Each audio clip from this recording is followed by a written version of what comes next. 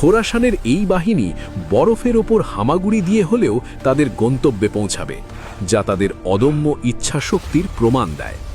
ইরানের বর্তমান সামরিক বাহিনী এবং তাদের মিত্রদের যে আত্মত্যাগ ও সাহস দেখা যায়, তা দেখে অনেকেই সেই ভবিষ্যৎবাণীর সত্যতা খুঁজে পান। মনে করা হয় এই বাহিনীর সামনে যতই বাধা আসুক না কেন, তারা কোনো কিছুর পরোয়া করবে না এবং নিজেদের লক্ষ্যে পৌঁছানোর জন্য সব কিছু করবে। আজকের দিনে আমরা যে অত্যাধুনিক প্রযুক্তি এবং রণকৌশল দেখছি, তা সেই ভবিষ্যৎ বাহিনীর হাতে এক মারাত্মক অস্ত্র হয়ে উঠবে বলে ধারণা করা হয়। অনেকেই বিশ্বাস করেন তাদের এই অপ্রতিরোধ্য অগ্রযাত্রার সামনে বিশ্বের বড় বড় পরাশক্তিগুলো একসময় নিজেদের অসহায় মনে করতে বাধ্য হবে।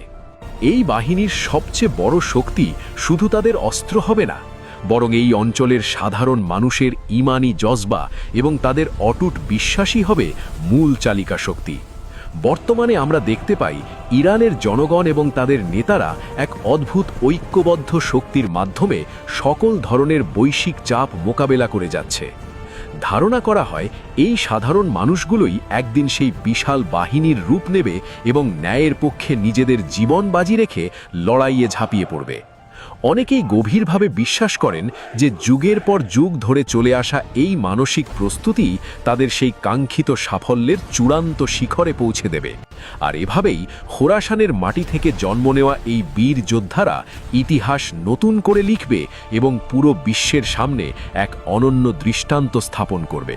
পরিশেষে বলা যায়, আমরা হয়তো এমন এক সন্ধিক্ষণে দাঁড়িয়ে আছি যেখানে প্রাচীন ভবিষ্যৎবাণীগুলো আমাদের চোখের সামনেই এক জীবন্ত বাস্তবতায় রূপ নিতে যাচ্ছে।